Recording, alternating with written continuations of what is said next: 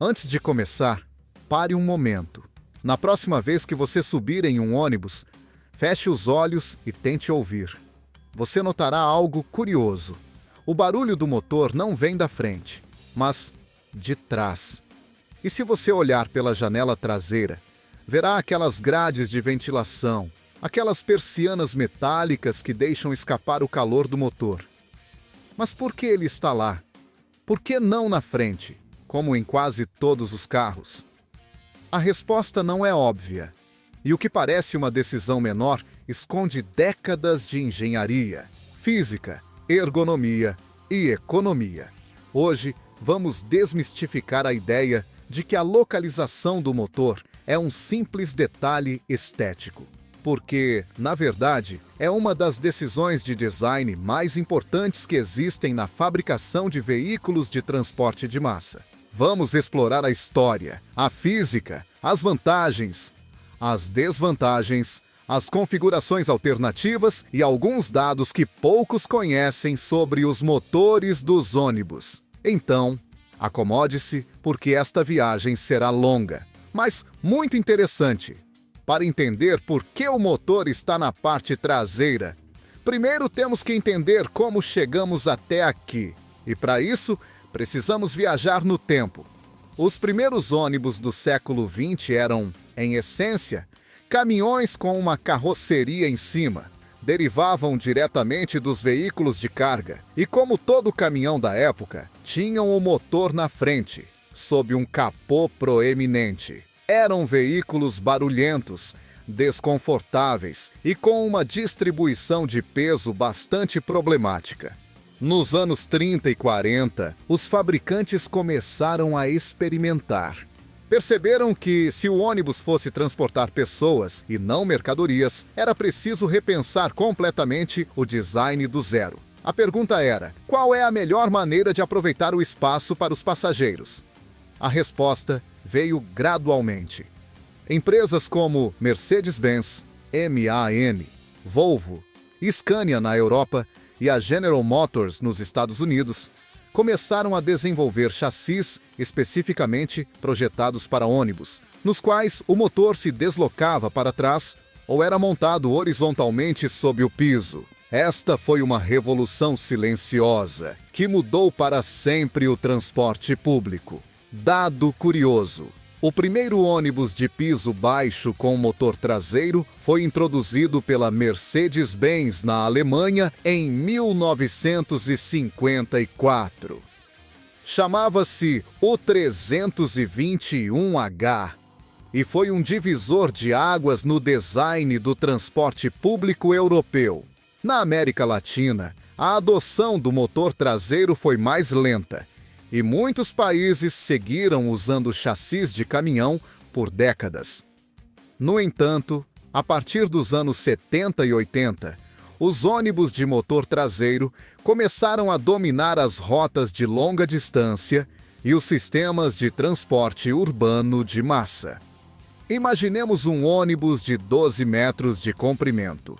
Com o motor na frente, o bloco mecânico ocupa o primeiro 1,5 metro do veículo, o que obriga a elevar o piso nessa zona, adicionar um túnel de transmissão no centro do corredor e reduzir o espaço disponível para os passageiros na entrada.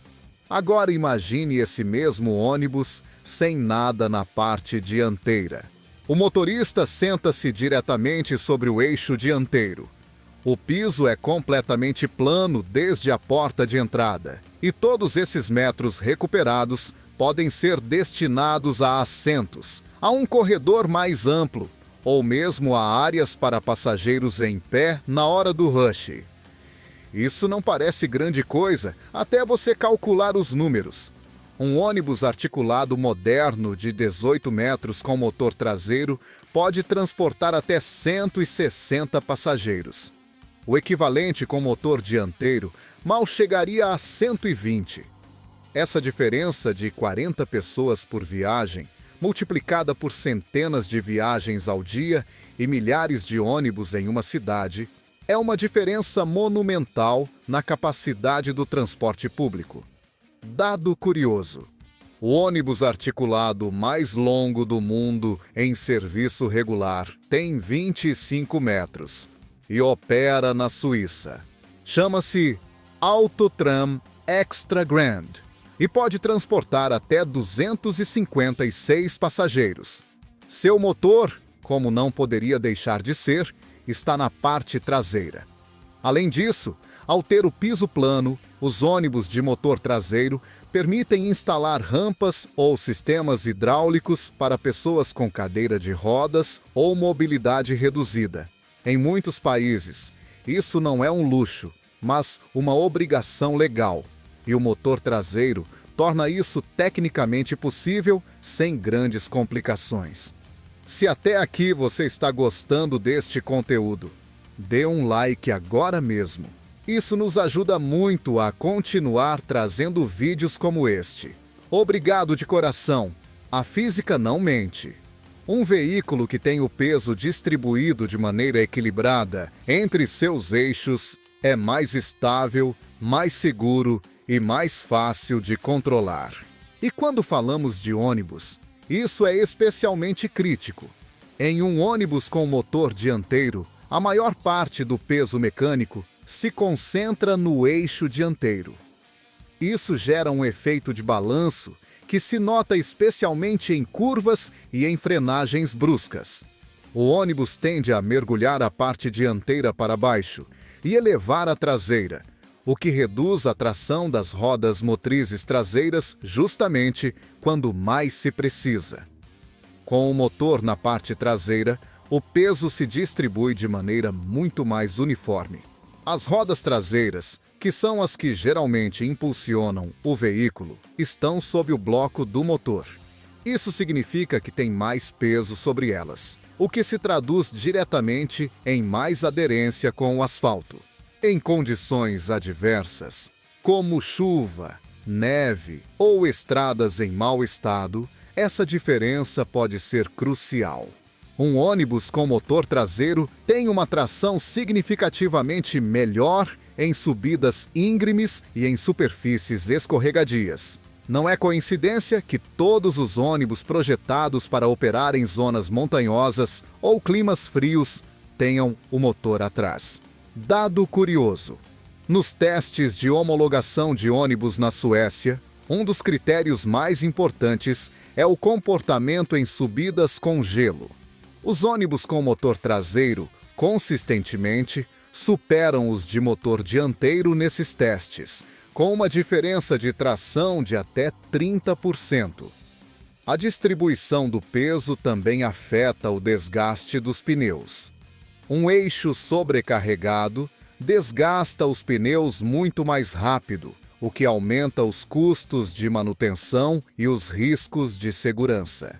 Com o motor traseiro, o desgaste é mais uniforme, o que prolonga a vida útil dos pneus e reduz os custos operacionais. Pode parecer um detalhe menor, mas o ruído do motor tem um impacto enorme na experiência do passageiro, especialmente em trajetos de longa distância, e também na concentração e no bem-estar do motorista. Um motor diesel de grande cilindrada, como os que equipam os ônibus intermunicipais, pode gerar níveis de ruído entre 85 e 100 decibéis em seu entorno imediato.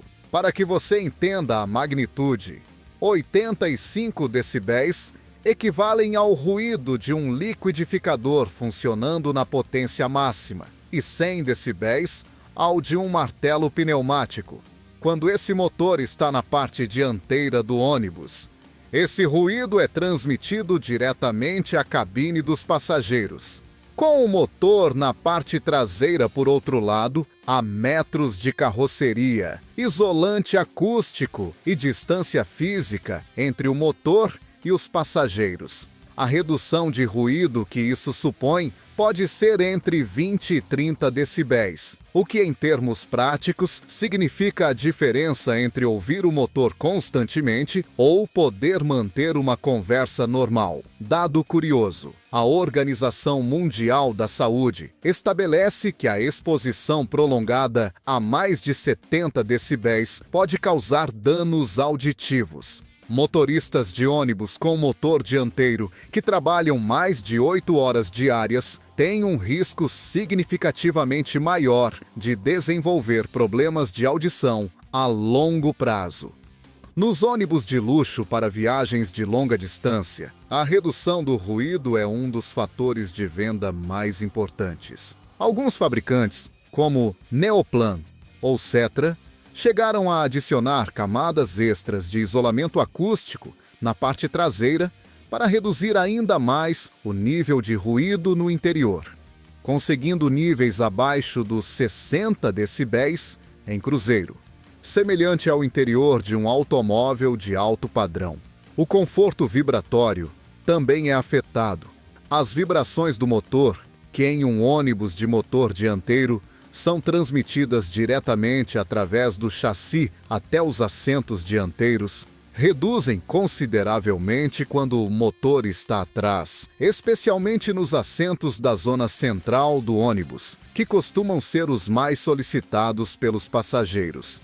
Aqui entramos em terreno mais técnico, mas é fundamental para entender por que o motor traseiro não é apenas mais confortável, mas também mais eficiente. Em um ônibus com motor dianteiro e tração traseira, a potência gerada pelo motor tem que percorrer toda a extensão do veículo para chegar às rodas. Isso é feito através de um longo eixo de transmissão, cardan, que pode medir entre 8 e 10 metros em um ônibus grande. Esse eixo de transmissão tem vários pontos de articulação, chamados juntas universais, que permitem que ele continue funcionando mesmo que o chassi flexione levemente durante a marcha. Cada junta universal gera uma pequena perda de energia por fricção. Em um eixo de transmissão longo, com múltiplas juntas, essas perdas se acumulam.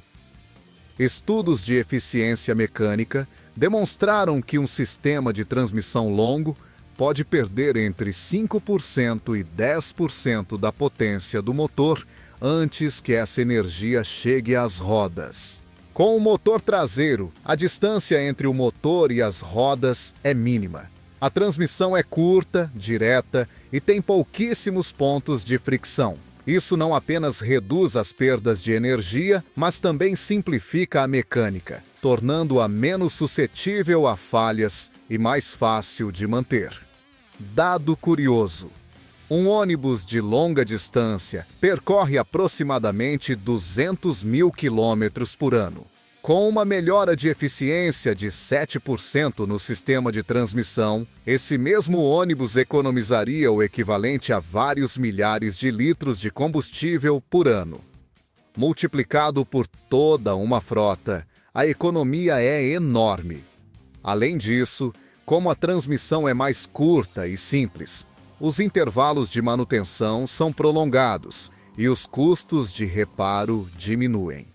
As juntas universais são peças que se desgastam com o uso e precisam ser substituídas periodicamente. Quanto menos houver, menor será o custo de manutenção a longo prazo. Pense na diferença entre dirigir um caminhão com capô longo e dirigir um furgão de entrega. A visibilidade para frente é radicalmente diferente. O motorista de caminhão com capô tem um ponto cego enorme logo à frente do veículo, o que dificulta manobras precisas em espaços reduzidos. Os ônibus com motor dianteiro têm um problema semelhante. Embora o motor esteja sob o piso ou atrás de uma cobertura, ele continua ocupando espaço na parte dianteira, que poderia ser usado para melhorar a visibilidade. Nos modelos mais modernos, alguns fabricantes inclusive incorporaram câmeras na parte dianteira para compensar esse ponto cego. Com o motor traseiro, o motorista tem uma visibilidade dianteira completamente livre. Os para-brisas dos ônibus modernos de motor traseiro podem ser enormes, quase panorâmicos, o que melhora muito a percepção do entorno, especialmente em cruzamentos complexos, paradas de ônibus movimentadas ou zonas de pedestres. Essa maior visibilidade também melhora a segurança ativa do veículo.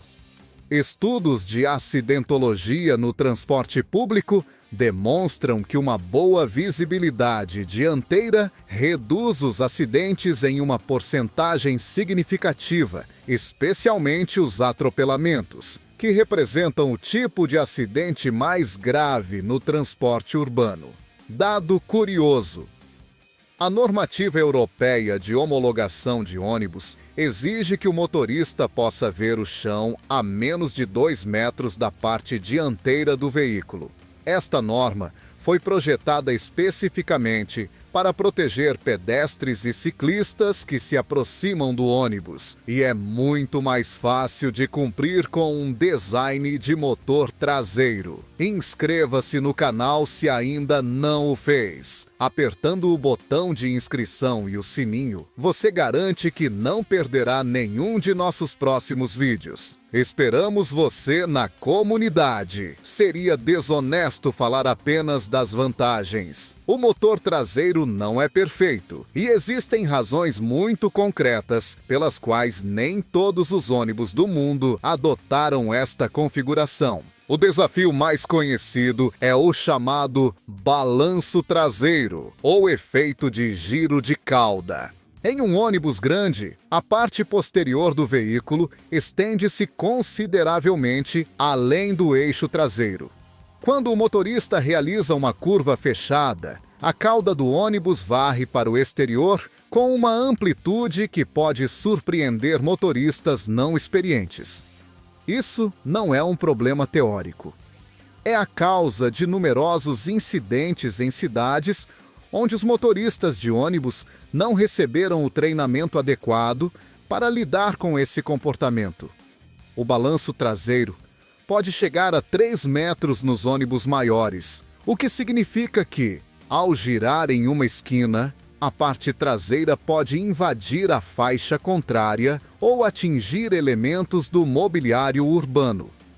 Outro inconveniente importante é o acesso para manutenção. Os motores traseiros costumam estar em um compartimento relativamente estreito, o que pode dificultar as tarefas de revisão e reparo.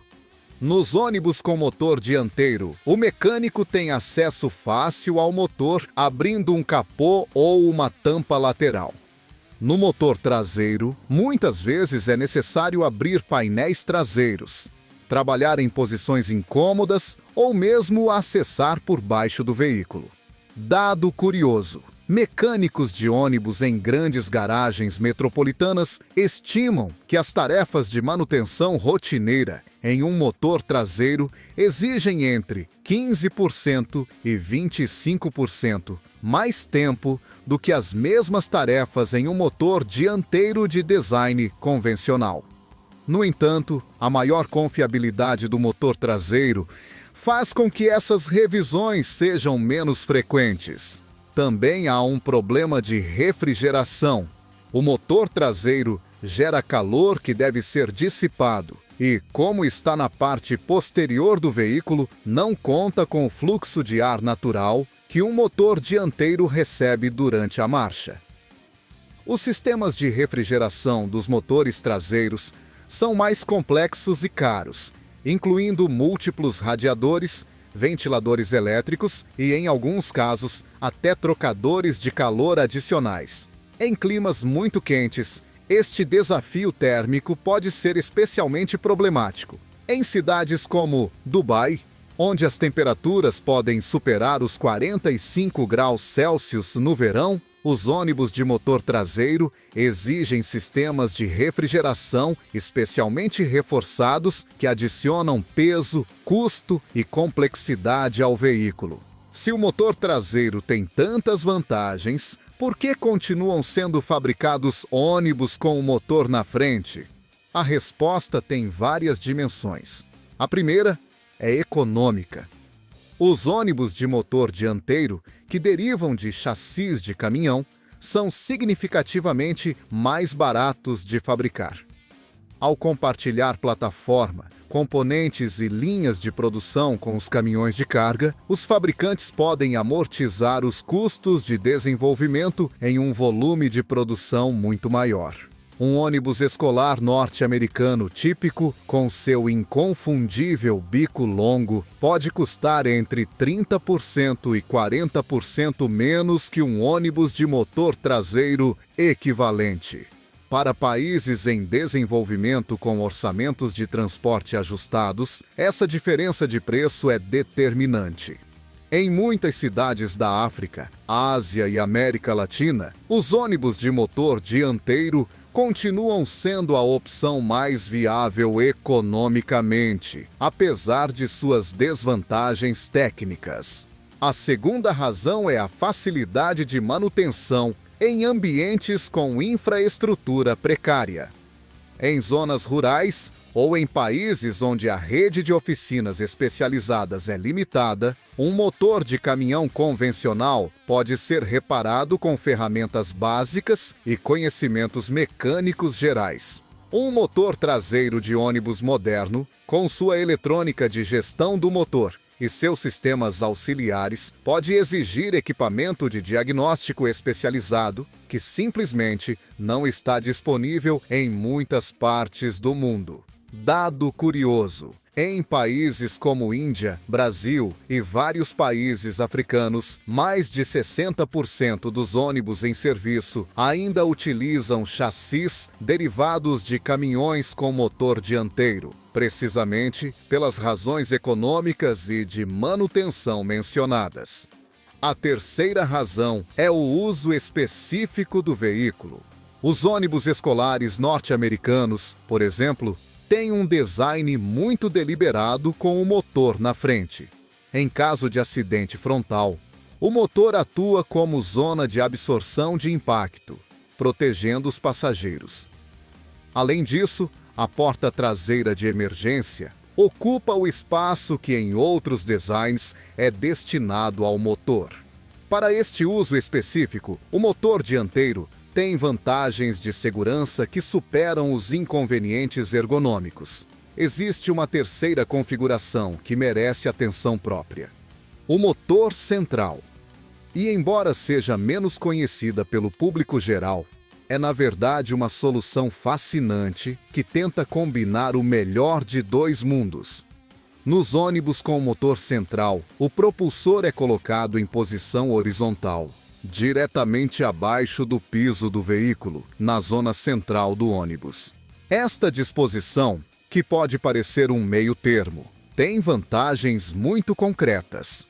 A distribuição de peso é a mais equilibrada de todas as configurações possíveis. Ao estar o motor exatamente no centro do veículo, o peso se distribui quase perfeitamente entre os eixos dianteiro e traseiro. Isso se traduz na maior estabilidade possível em curvas, em frenagens e em manobras em alta velocidade.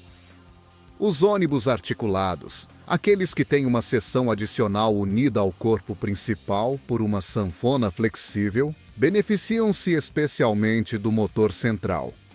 Ao situar o motor no ponto de articulação, consegue-se que tanto a seção dianteira quanto a traseira contribuam para o impulso do veículo, com vantagens para a tração e a manobrabilidade. Dado curioso: o famoso ônibus articulado. Mercedes-Benz Citaro G, um dos mais utilizados no transporte público europeu, pode levar o motor em posição central sob o piso ou na parte traseira, dependendo da variante. Cidades com muitas ladeiras preferem a versão de motor traseiro por sua maior tração. No entanto, o motor central tem suas próprias limitações. A principal é o acesso para manutenção. Um motor montado horizontalmente sob o piso do ônibus é extremamente difícil de alcançar para trabalhos de reparo. Os técnicos precisam elevar o veículo, remover painéis do assoalho e trabalhar em posições muito incômodas. Isso aumenta os tempos de manutenção e, com eles, os custos. Outra limitação é que o motor central ocupa espaço sob o piso que poderia ser destinado a armazenamento. Nos ônibus de longa distância, o espaço do bagageiro sob o piso é fundamental para a bagagem dos passageiros. Com o motor central, esse espaço fica parcialmente ocupado pela mecânica, o que reduz a capacidade de carga. Toda essa conversa sobre a localização do motor pode parecer irrelevante no contexto da eletrificação do transporte. E, em certa medida, isso é verdade. Os ônibus elétricos estão mudando radicalmente as regras do jogo. Em um ônibus elétrico, não há um motor térmico central que gere calor, ruído e vibrações que precise ser colocado em um lugar específico do veículo. Em seu lugar, há motores elétricos de tração que podem ser situados diretamente nas rodas, o que se conhece como motores nos cubos de roda ou hub motors. Isso libera completamente o espaço interior do veículo para passageiros, baterias ou sistemas auxiliares. As baterias, que representam o componente mais pesado de um ônibus elétrico, podem ser distribuídas por todo o chassi, otimizando o centro de gravidade do veículo de uma maneira que seria impossível com um motor de combustão interna. Dado curioso: o ônibus elétrico BY-DK9, um dos mais vendidos do mundo, pode alcançar uma autonomia de até 300 km com uma única carga. E seus motores elétricos estão integrados diretamente nos eixos das rodas traseiras, sem necessidade de um motor central nem de um sistema de transmissão convencional. No entanto, a transição para os ônibus elétricos não será imediata. Em nível mundial, mais de 95% dos ônibus em serviço ainda utilizam motores diesel ou a gás. A substituição dessa frota levará décadas, e durante esse tempo, as discussões sobre a localização do motor continuarão sendo muito relevantes. Além disso, nas zonas do mundo mais afastadas das redes de distribuição elétrica, ou em países onde a rede elétrica não é suficientemente confiável, os ônibus de motor térmico continuarão sendo a única opção viável por muitos anos. Para esses contextos, entender as vantagens do motor traseiro continua sendo absolutamente pertinente. E assim, chegamos ao final deste percurso por um dos temas mais fascinantes e menos explorados da engenharia de transporte. Vimos que a localização do motor em um ônibus não é uma decisão arbitrária, mas o resultado de décadas de evolução tecnológica, milhões de quilômetros de testes e um delicado equilíbrio entre eficiência, segurança, conforto e economia. O motor traseiro, com todas as suas vantagens em termos de espaço, tração, ruído, eficiência mecânica e visibilidade, tornou-se o padrão para a maioria dos ônibus modernos de grande capacidade. Mas, como vimos, não é uma solução universal. E há contextos nos quais o motor dianteiro ou o motor central oferecem vantagens que não podem ser ignoradas. O que mais me parece fascinante em tudo isso é que, quando você viaja de ônibus, está desfrutando, sem saber, de uma solução de engenharia refinada durante décadas. Cada assento que você ocupa, cada curva que o motorista negocia com suavidade, cada viagem silenciosa que lhe permite ler ou ouvir música sem que o ruído do motor o incomode, são o resultado de decisões técnicas que começaram a ser tomadas há mais de 80 anos. Na próxima vez que você subir em um ônibus, dedique um momento para pensar em tudo isso. Observe onde está o motor. Note o silêncio relativo da cabine. Aprecie a amplitude do corredor e a comodidade do acesso. E lembre-se de que atrás desse design, que parece tão óbvio há décadas de engenharia aplicada, há um objetivo aparentemente simples: mover pessoas de maneira eficiente, segura e confortável. Porque, afinal, é isso que a boa engenharia faz. Resolve problemas da maneira mais elegante possível, de modo que a solução pareça tão natural que quase ninguém se pergunta como ela veio a existir. Até o próximo vídeo!